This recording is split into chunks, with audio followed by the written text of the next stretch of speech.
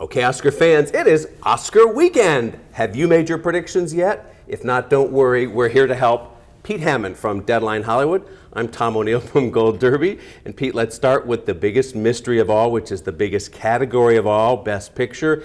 And it's tough because of this preferential ballot, right? Yes, well, we've talked about this often, as you might well, recall, now give Tom. us the last word. Yes, but I do think this preferential ballot can make a difference here. We've got a race where it looks like the movie with the momentum at the end of the race, as voting began, was The Revenant, having won at the British Academy Awards and the DGA and a lot of key things. Sure. Golden Globes before that. Mm-hmm. And Golden Globes before that, which just gave it a little more in its pocket. But with the things of the number 1 votes and the number 2 votes and the number 3 votes, I'm talking to a lot of voters, and they are all over the place on where they're placing these, and some of them still have no idea how to vote in a preferential ballot. Let me explain how it works. You're an Academy member. You sign into the site. Your phone immediately rings. They give you a passcode, that you type in, generally 4 numbers. You have 15 minutes, then the thing expires. All right, let's say you're on a desktop. You now sign into the desktop. The top row are 3 categories, then 3, then 3, and the first one is Best Picture. Right. Now, if you use the mobile app and not the desktop, then you have 2 options. You can use random display or linear, and of course the default is linear, which is the first category is Best Picture. And this is where I think it gets interesting, Pete. Yeah. Is that all of a sudden, if Best Picture is first, if it was last, it would help The Revenant, right, in a way, because all of a sudden you're checking off Leo, you're checking off Inarritu, maybe the sound categories, yeah. And all of a sudden, if nothing else, you're going to put Revenant maybe at number 2, if not 1. But if it's the first thing you do, that's I think helps The Big Short or Spotlight. But here's what I'm hearing from voters, and you tell me if you're hearing the same thing and if it impacts. And that is, a lot of them are not ranking, because what they're encountering is that when they go to that Best Picture box, they have to slide the movies over, and there is no instruction. So I've heard from several voters who said, you know, I don't know, what do I do? One voter said, a woman said, you know, I spent 3.5 minutes sliding one over. I wasn't going to do the others. Also, what I found curious is that they don't slide over 5 Best Pictures like they do for the nomination ballot. They slide over all 8 if they do it. Now, I've heard a lot of people say it's voting for dummies, it's really easy, it's wonderful. But 2 things are wild cards here that we as pundits must keep in mind. Number 1 is a lot of people aren't sliding it over because they don't know to do it or they don't know how to do it. And number 3 is many of them don't want to do it because we always talk about this, Pete. Some people think strategically it's better if you just have one choice, put it up there because you don't want those other things influencing the weight of your ballot when in fact you shouldn't think that way, should you? No, absolutely not. And thank you. I'm on this show too. So, I'm sorry. No, that was interesting. I was like listening and going like, wow, you're right. On all these devices, you don't think about the differences of how you vote. It's very interesting. Well, you know, when you started Gold Derby and when I started, I had the hardest time figuring out how to slide over things too. Sure. Mm-hmm. It's difficult if you put yourself in the body of a voter, of an Academy voter. They're older, they don't want to deal with anything, they just want to vote for something. I talked the other day to one voter who is actually a consultant on these movies, who is actually telling people how to vote, and he said to me, well, I voted for Mad Max, and he wasn't working on that movie, by the way, but I voted for Mad Max for Best Picture. And I said, okay, and what did you do for number 2? And he said, what do you mean? I know. And I go, I'm hearing a lot of this. I go, what do you mean, what do I mean? What did you put number 2? You know, it's a preferential ballot. You got to number all 8 here. He goes, I do? Since when? I said, since like for years now. This is how it works. And I was astounded. And he said, well, I guess, and I said, well, unless Mad Max suddenly comes up in the thing, your Best Picture ballot just went out the window. Mm-hmm, it's going to be thrown out, and you don't have a number 2 vote, which would have kept your ballot alive for Best Picture by putting your votes for your number 2 choice into that movie, which may still be in the running, your number 2 choice. Right. Say it was Spotlight or something like that. he was shocked, Of quite course. frankly. And Pete, I'm hearing a lot of that. And so I was even more shocked that he didn't know. And then, of course, we have all the other voters. Then I heard from another consultant who said she's talked to many voters who don't want to vote at all because they're very upset about this hashtag Oscars so white thing. Wow, okay. And that they just want to do a protest. They are not happy with what the Academy's doing or actually about to do after the Oscars are over in terms of looking at the membership rolls and who qualifies to vote next year and who doesn't. There's a lot of anger there. It's much like the regular election here. Of course, there's a lot of anger in the electorate, in the Academy, and she tried to tell them it's very important that you vote. My bonus depends on this. You know, a lot of things happen. You know, and so, but when you have to convince Oscar voters that they should vote and not do a protest there, that's a little wrinkle here that I'm just hearing about too. But I do think hopefully there'll be enough that understand this, and if they do get the preferential ballot right here, then that means Spotlight or The Big Short can really benefit because they are the ones. I got to tell you a story. I do a couple of screening series here in town. And I did an actual vote on the 9 movies I showed in the fall, all these big Oscar-type movies. And I counted it up and announced the winner when I went back to start the series again for the spring. And 2-1 over its next rival. The easy winner was Spotlight. Easily. I mean, not even a contest. And then last night I did another screening series where I just asked the audience, and this was about 350 people. They're the exact same demo as the Academy, that age group, a little older, average age around 60, I'd say, or a little older. And I said, okay, and I only did 3 movies. I did, okay, how many want The Revenant to win Best Picture? Few hands go up. How many people want Spotlight to win Best Picture? Every hand in the place went up. I was shocked. I was almost blown over by the energy of how fast that happened. And then I did how many want The Big Short? Again, a few hands. It was overwhelming. Wow. I'm not surprised to hear that, but I think that the cool artistic circles that you and I hang out in, Pete, are not the steak eaters in the valley. That may not be. And the steak eaters in the valley, I think Revenant is their movie. But what I'm feeling, though, is enthusiasm here. Yes. And that drives an Oscar voter. You know, I mean, that enthusiasm to put something number 1. So, yes, I did switch. Originally, I thought Big Short when I did my print versions. But I switched, as you know, and I'm on Gold Derby and everywhere else now on Deadline with The Revenant. I think we're going to look at a traditional Oscar win, 5 Oscars. It makes sense for me. And it also, the people that are voting for Revenant, and I found quite a few that are, always cite the same thing. It's just amazing filmmaking. And we are talking about not a bunch of steak eaters, but people that make movies. And they know how difficult it is, and they're looking at that. People who watch our videos keep putting in the comments section, what are Pete and Tom talking about with those steak eaters? The steak eaters are the below-the-line sound mixers and video editors and all of those people in the crafts, the tech guys, the real macho guys who are going to give this Oscar to Sly Stallone. Yes, we look at steak eaters kind of as red states, if you want to do it on a political thing. And we look at the what they call the above the line in the industry, the directors, the writers, the actors, the producers.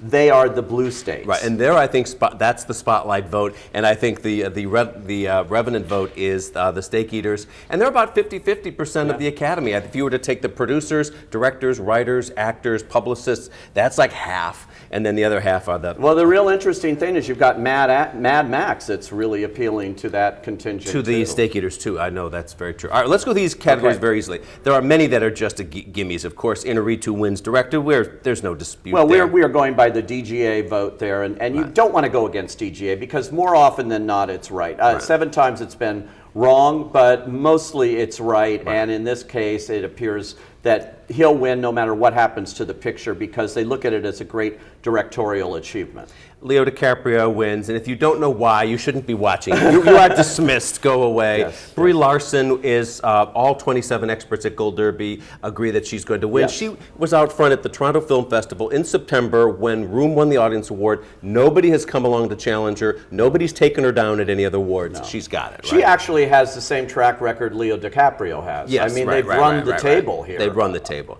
Sly Stallone, we believe that he's ahead because it's that Veteran Achievement Award. He won the Critics' Choice Award. He won the Globe, but he wasn't nominated SAG. That's what it was, right? Well, the problem was with the SAG vote, Creed came along too late. They couldn't get them screeners. I actually moderated a Q&A with him and the cast, the very first one they did, and it was while SAG voting was already in progress, so that's how late it was.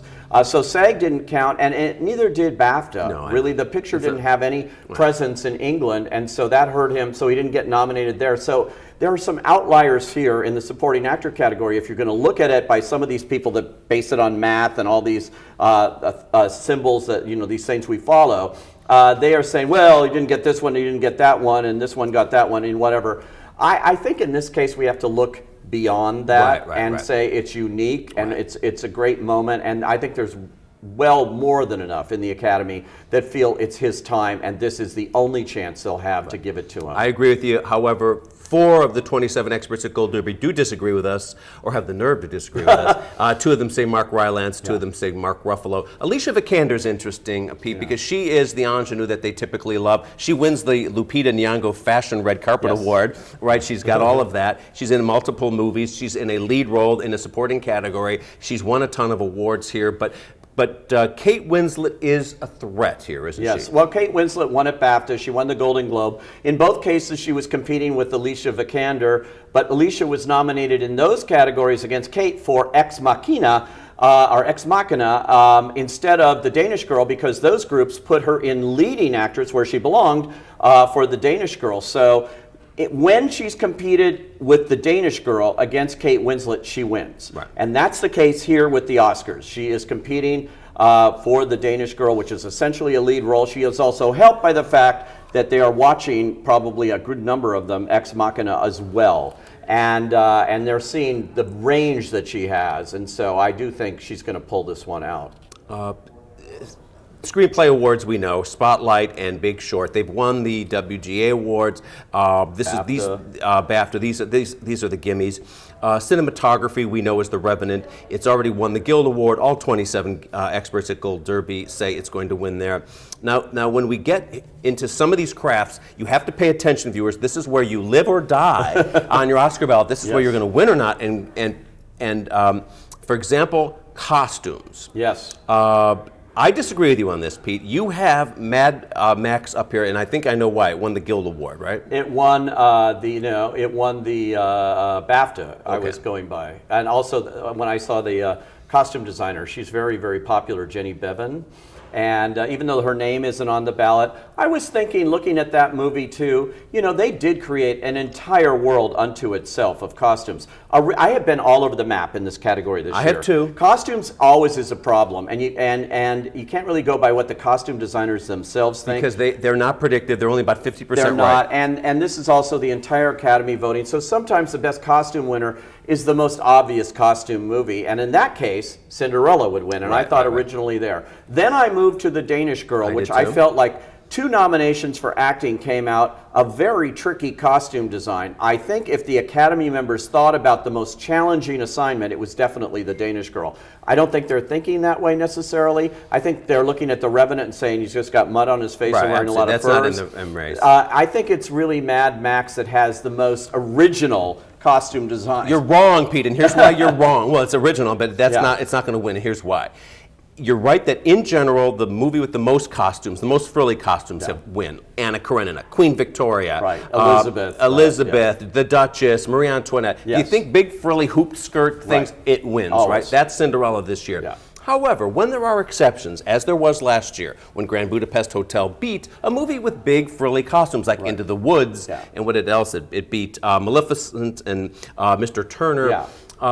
It was at least had those Disney movies, which is what Cinderella is. Right. Yeah. And at least Grand Budapest had elegance. Yes. So they weren't as frilly, the costumes, or as exaggerated as they'd normally like in this category, but at least they were elegant. And that's my problem with Mad Max. So I don't want to do that. I want to, as a pundit, stick with Danish Girl, and I think there's a very, very compelling argument for that, because these are the big hoop skirts, and it is the more elegant and the more serious movie. Yes. Over Cinderella. I, to be honest, didn't even know there was a Cinderella movie this year. I kept thinking, what the hell is this? Kate Blanchett and I didn't even Sandy know. Powell opposite her own other Kate Blanchett movie, which is Carol, also nominated here. That's but true. those are kind of fashions of the 50s. I see your thing. I was with you on Cinderella right from the beginning. It's very tough to call. In the case of Grand Budapest Hotel, however, that swept a lot of the below the line, a lot of the crafts categories, and I think costumes came along with it. It wasn't necessarily the costumes themselves, but it was the look of that film overall that impressed voters.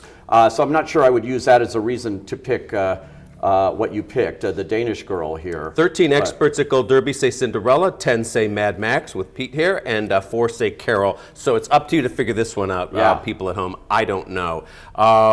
Film editing, Mad Max, we both, I think, agree that it's the movie with the most editing. The most jumpy camera, chop, chop, chop, chop movie tends to win, right? Yeah, except that film editing tends to go a lot with Best Picture winners. And we have 4 of the 5 editing nominees are nominated for Best Picture. So those would seem to be the front runners in different ways. The Revenant, if that becomes a Best Picture like we think it will, good sweep. then why wouldn't the editing go along with that? But Mad Max seems to be standing out on its own this year in technical categories. It's also a great story. It's the film editor is Margaret Sixel, that's George Miller, the director's wife. And she's been great out on the circuit. She won at the Ace Eddie Awards, and she won at BAFTA. Big Short, yeah, Big Short won in comedy because they split between comedy and drama. But I think the big editing winner there was probably Mad Max. But, that's not always predictive either. But those are editors voting. But anyway, it does have what screams as editing. And I think, some of the others, Spotlight and The Big Short, don't look as much as edited movies. Although I think The Big Short is great. Now, when we get to the best film editing category on the Oscars, this is the one more than any other category to look at if you want to figure out what during Best the Picture ceremony, is. early on the show, pay attention to this award, is what Pete is saying, because this may tell you where Best Picture is going. Yes, if it's The Big Short or somehow Spotlight, it's over. Whatever wins of those two in editing would be your Best Picture And winner. that was what happened on the night of Crash, for example. It won that editing award and went, whoa, we suddenly and saw Argo, the same 3 things. Absolutely the category to watch. Now, if it's Mad Max, that doesn't mean a bad thing for The Revenant losing to Mad Max there. It just means they're looking very specifically at the technical end of it. If it's The Revenant, I think you're looking at a big night for The Revenant overall. Hair and makeup, hairstyling, I think that is, we both agree, Mad Max. It's got all the obvious makeup and stuff. That 26 out of the 27 experts at Gold Derby say that. We give Mad Max the production design. It also won the Guild Award there. That seems to be a slam dunk. Best score, I think Hateful Eight, we both agree, wins there. 25 experts of Gold Derby say so. It's a movie with an overture. It begins with, the orchestration is so pronounced. And it's also Ennio Morricone, who they had to give a special Oscar to after about his 400th score. And he only had 5 nominations and never won. It was never riding the right horse, as he is now with the Hateful Eight, I think. However, the name of the composer does not appear on this ballot. And so a lot of these people have no idea unless they've seen all the press. And the Weinstein Company knows they're not going to win a lot this year. But what they do know they're going to win are music awards. And they have made a real push for Ennio Morricone. He's even getting a star on the Walk of Fame 2 days before the Oscars here. So I think it's finally him. Actually, I think it would be a great injustice if it wasn't Ennio Morricone. However, Thomas Newman is up with his 13th nomination for Bridge of Spies, which he only got to score because John Williams was ill when that assignment came up. It's normally Steven Spielberg's guy. And so John Williams didn't score Bridge of Spies. How ironic, John Williams got better in time to do Star Wars again, The Force Awakens, and that's the best known music of the bunch by far. And so if they're just voting music, they might just check off Star Wars and be done with it. So I wouldn't be shocked if John Williams on his 50th nomination Isn't that astounding? wins another one, but I think it would be a shame for Ennio Morricone. Best song, we both agree that it'll be the Hunting Ground song. Diane Warren, she's never won. 8 nominations. 8 nominations, it's Lady Gaga. Now Joe Biden, Vice President, is going to be here introducing Lady Gaga and the performance, giving it a lot more. This is that rare Best Song nominee that also is a great social song. It's got great social value. It's got a message. Yeah. That plays very well too. Better than the Bond song, I think, which is another James Bond But I song. still think that Bond song can win. I still think it's, we've seen some traction early in the races for this, and I wouldn't write it off. Well, it's called Writings on the Wall, Tom. Right, mm-hmm. Writings on the Wall. This one goes to Lady Gaga and Diane Warren. I hope you're right, but I think there's a potential here for an upset. I think there's always potential for an upset. We just don't see that many of them lately. All right, now to the one below the line category we have profound disagreement in. Okay. Here, and that is the sound editing category. Oh, yeah. You're going for Mad Max, which strategically it would normally be a very good prediction because usually the loudest movie wins. The war movies always win, Right, for example. war movies, musicals Last year, sometimes. American Sniper won, right? Right. So, or the other a couple years ago, American Sniper won. So anyway. Last year. Was it last year? Okay. Yeah. So I think there's a lot of sense to be said for that.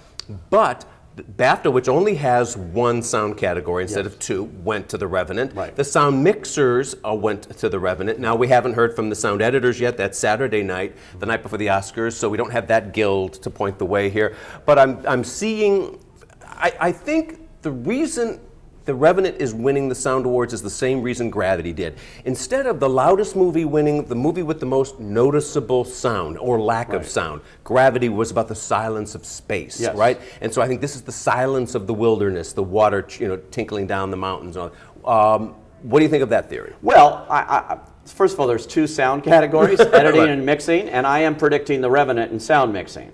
So I am splitting it between the two. Now, maybe I've got it reversed. Sound editing, which nobody understands except the sound people, and certainly not the people, the entire Academy that votes on this. They'll be the first to tell you, I don't know, as you say, it's the loudest movie or whatever. But when you actually go see a demonstration of what sound editing is, with all of those noises, the way you describe The Revenant is a perfect recipe for victory in this category, if they understand it. But I think they're going, and I almost went for Mad Max in both these categories. Just check it off, check it off. I probably should have, but again, I was thinking Best Picture, The Revenant, the sound will factor here. Let's split it. And this is a risky strategy on my part because I may have it completely reversed. They usually go to the same movie. Not always. There's maybe 50% of the time it's the same movie, 50% not. This could but well go to. This is, you have to pay attention at home when you do this because there's a gamble either way. One of these two movies is going to win one or both of these awards. How you split it up. So I've got 1 out of 2 definitely, and if I'm really on a roll, I've got 2 out of 2 picking it that way. But yeah,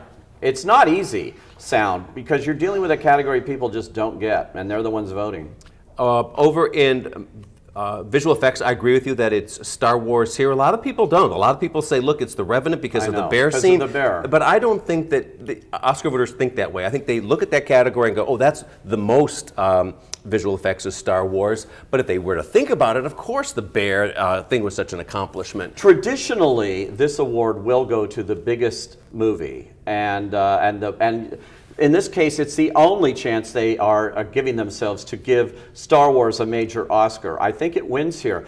First of all, I think they've all seen Star Wars, and they've all seen it in a theater, and I think that counts a lot. And I think they're looking at this big spectacle of it. Yes, The Revenant, I walked out of there, and by the way, I am an award winner. I just won the Hollywood Reporter, believe it or not, has their 5th annual awards, and they have 1 page in their new issue. And I'm looking at it, I was just thumbing through it. Normally I don't even look at this stuff. And they've given all these weird, tacky, terribly tasteless awards to people who the winners aren't, they say. And who wins? Oscar blogger Pete Hammond from Deadline, because he walked out of The Revenant, and the first thing he did was go to the Oscar consultant, who I will tell you was Cynthia Swartz at the bottom of the stairs. I wrote this and said, wow, I thought that bear was real. It took the Oscar consultant to set me straight. And that's the quote. And they put that quote saying, that was embarrassing. Well, I'm here to tell you, Hollywood Reporter, that is not embarrassing to me. That is the magic of movies. And no one had seen that movie at that point. And there's Bart the Bear, that famous bear that does all this film work. I thought, well, they got Bart the Bear or somebody to do this incredible thing. And Cynthia told me, she said, what are you, nuts? Like, that would have killed Leo, that bear. Well, I thought it was so real. So maybe it does deserve special visual effects. I think it does deserve it, absolutely. Because it had me, but it is responsible for my award from The Hollywood Reporter, which I'll put somewhere, maybe in the trash can. Will you show up to accept it?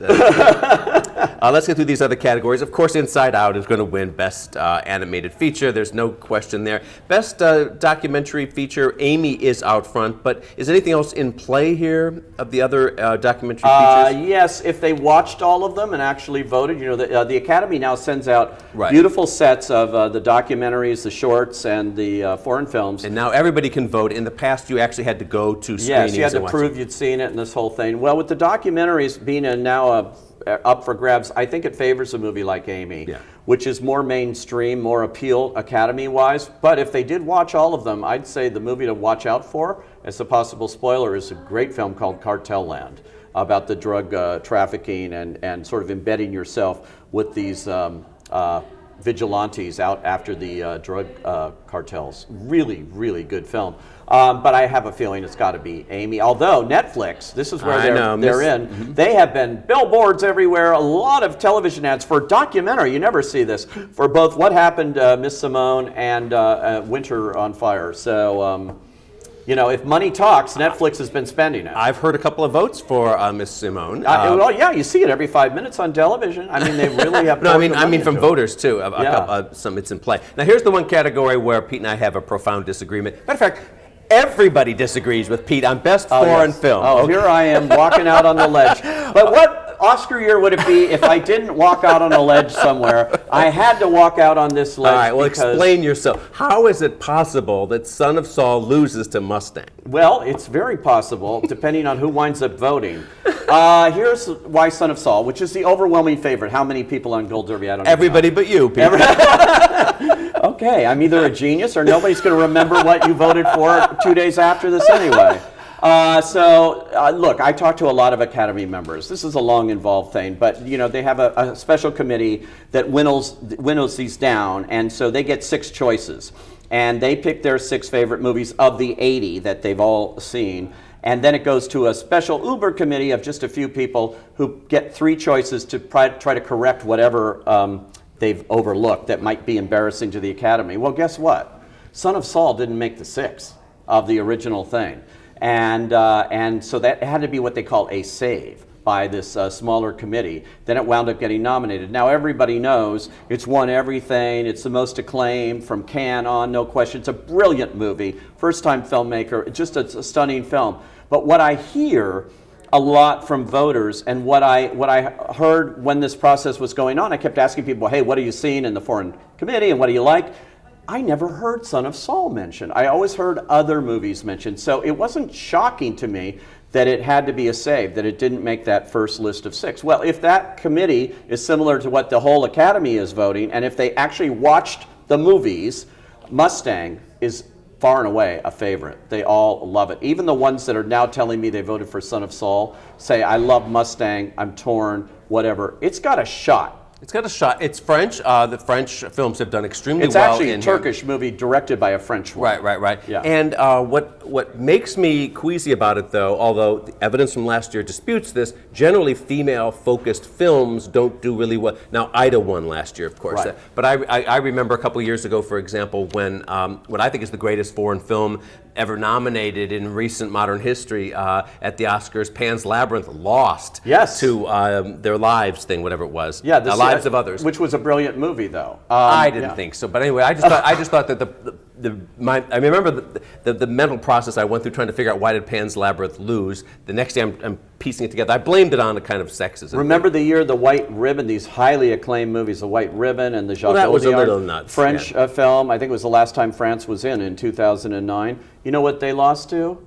The movie I also predicted that no one else was going with. The Japanese movie called Departures. Yes. I correctly You did. I remember that. vividly. You predicted that, and I was stunned. Yeah, because of the same reason.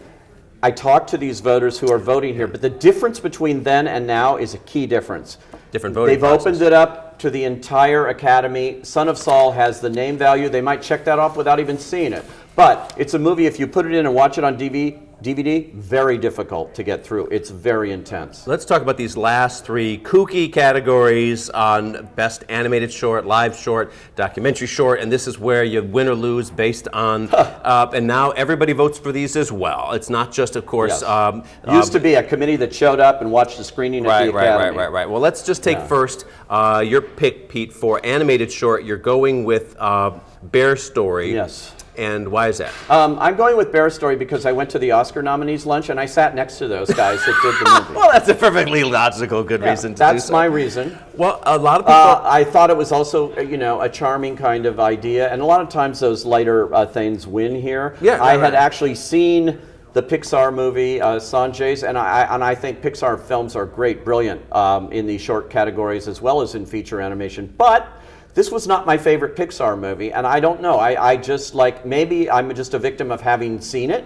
but I didn't think it was really up to the number one standards of Pixar movies. I totally disagree. And not only do I think Sanjay Superstars, or Super Team, does that. I think it's the one that you go, ah, that really makes you, have a warm, cuddly glow at the end of it. And I think that's how you win this category. Like last year, like Feast did, the other Disney film that was... Love Feast. Feast was great. I was going to be very upset if that lost. But I think that Bear Story is my number 2 here, and I think it has a really good shot of winning because it's a lot like the movie that pulled off that surprise a few years ago, Mr. Herb. That's exactly right. Right. It looks the same. Yeah. It has the same kind of clockwork elements. Super clever. It's super clever, and it has this kind of esoteric appeal. I think it's very close there, but... and now World of Tomorrow is another one that a lot of people are projecting as a winner. It's futuristic kind of thing, and it's very good also. That one could be a spoiler. I don't think so. I think it's very good, but I don't think it's the Academy's taste. Let's hope it's Bear Story. Now, documentary short, you and I are both picking Girl in the River, and I'm queasy about this, Pete, because I do think it's the best. Because nobody is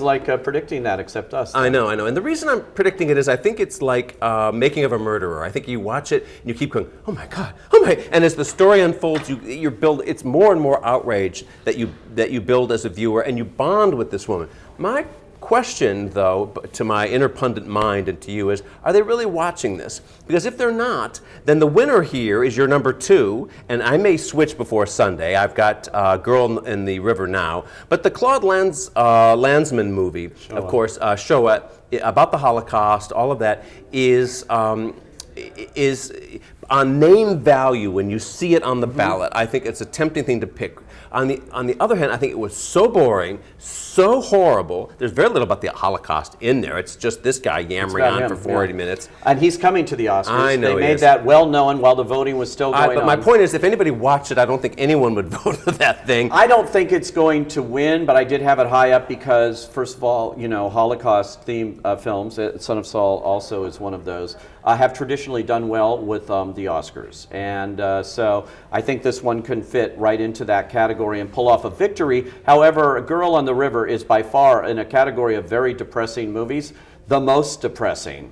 And I gave it for that point alone. Well, I actually think the Agent Orange one, that is even more depressing. That's depressing too. Wow. I think it's so hard to watch. I don't think it can win. Then we have the Ebola one. The Ebola one, a lot of our pundit pals are picking, the Body Team 12. I think because Ebola is a hotter topic. Yeah. And it has a great ending. It has this uptick ending where the woman says, let's hope for Liberia's future, that we are doing this noble thing of taking on, endangering our lives to fight this epidemic.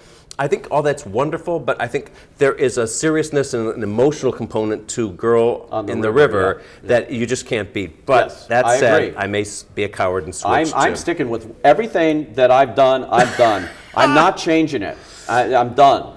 And let's talk about the last one then. And I think this is where you're wrong too, although you have my number 2 choice. You're going in Best Live Action Short, you're going with Shock, which I think is the best there. Yeah. It's about 2 little Albanian boys and a bicycle, and these Serbian soldiers are there.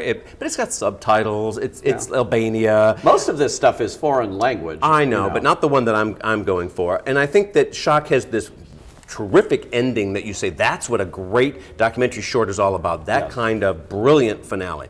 But I'm picking Stutterer for this reason. Okay. It's English.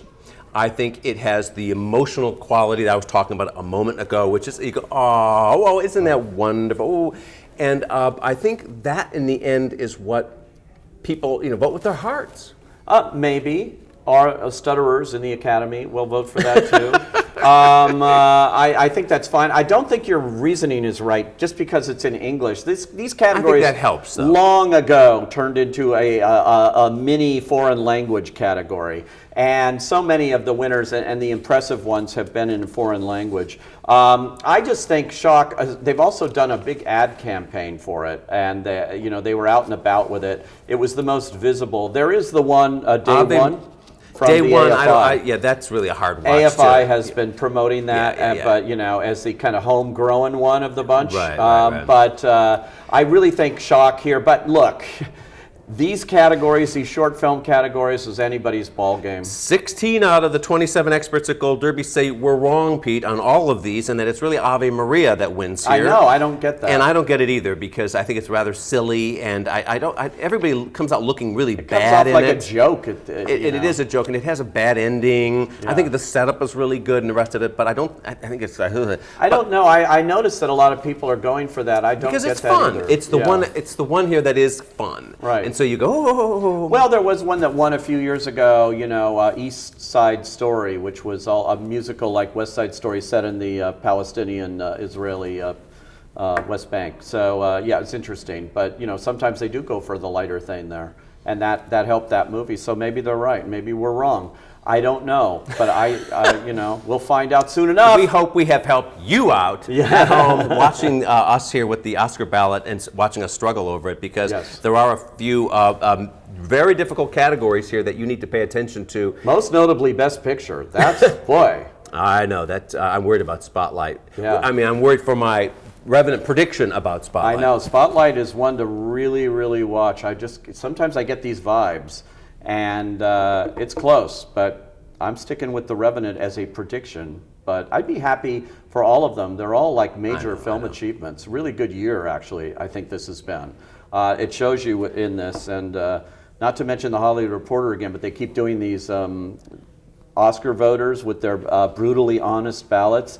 And I think those people are embarrassing. Some of them say, I didn't even bother to watch that movie, and I don't like that, I'm going to try to kill it. And I mean, they are trying to find the worst voters in the world and embarrass them and the Academy. And quite frankly, I think the Academy voters have a higher standard, and I believe they do. And so I think it'll be very interesting to see what they come up with, and not some of these naysayers. Well, Pete, you've beat me in the past. I hope you do it again this year. Thanks a lot. All right.